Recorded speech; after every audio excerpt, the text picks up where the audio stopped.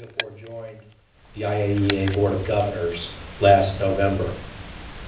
We don't have time this evening to discuss the entirety of the security relationship, but there are a few other areas I did want to briefly mention, including the excellent cooperation as part of the Combined Task Force 151, which is an anti-piracy effort off the Horn of Africa. Indeed, the Combined Task Force requires that participants take the command on a rotating basis.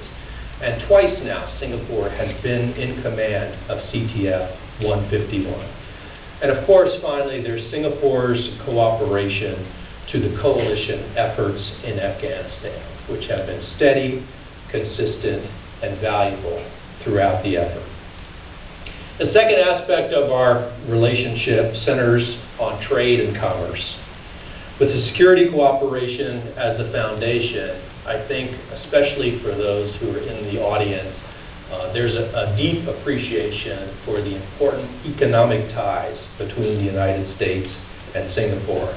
And of course, Singapore, the Lee Kuan Yew School is not quite there yet. It's probably still best known for its economic prowess. After all, in Singapore, as many people like to say, business is king. And it's consistently scored as one of the most business-friendly places in the world. Singapore works hard to continue to be the most hospitable business climate in Asia for American businesses. The United States and Singapore are both the beneficiaries of a gold standard free trade agreement. It's the product of one of those shared fundamental values, that open markets and capitalism provide the best opportunities for prosperity. Free trade is good for America, it's good for Singapore, and it's good for global growth. The claim of the U.S.-Singapore FTA being the gold standard, I would add, is not just talk. The numbers are quite astonishing.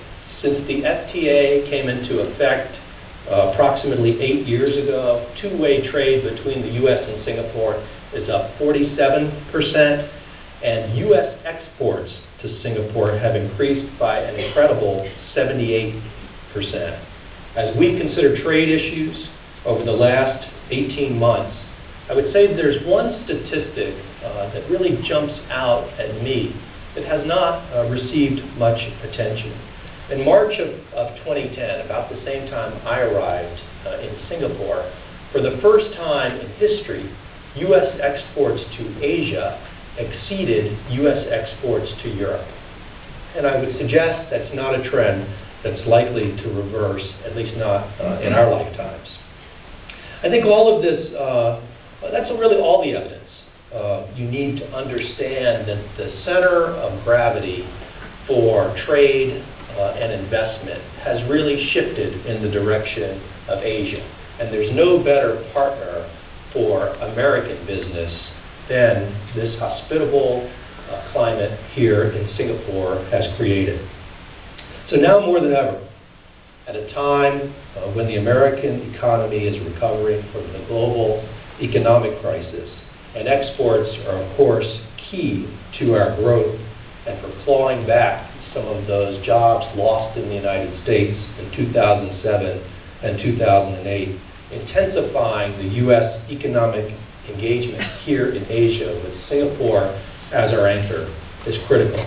And that's why I've made trade and investment promotion my top priority here as U.S. Ambassador in Singapore.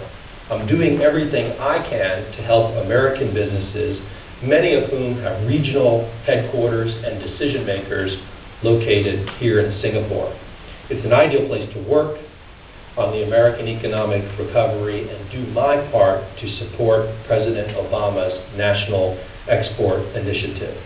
I would add Singapore's impressive management of its economy did as well as any country across the world in mitigating the damage from the global recession. So the type of effective economic management we've seen in Singapore has made it an attractive place for more than 2,000 American businesses, but it's not just trade-based. I don't know if any of you saw the article, I think last week in the Business Times, which reported that U.S. direct investment into Singapore is up over 20% over the last year.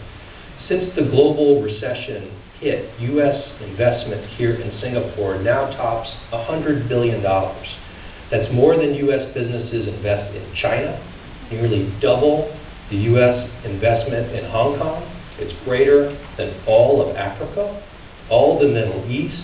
It's more than India, Malaysia, Indonesia, Taiwan, Thailand, the Philippines, and New Zealand combined. This is of the utmost importance to the United States. Exports and overseas growth of American companies are going to drive the American economic recovery and, as I've said, claw back quality jobs in the United States.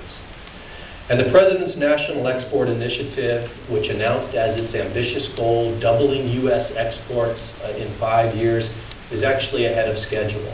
And Asia leads the way, where since the announcement, U.S. exports are up in excess of 30%.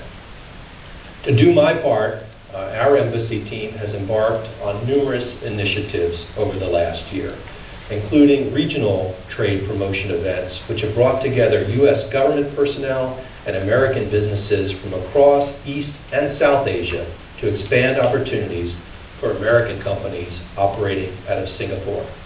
In addition to the regional trade missions I have led to India and Vietnam, and next month I would add to Indonesia, I've led delegations back home to the United States.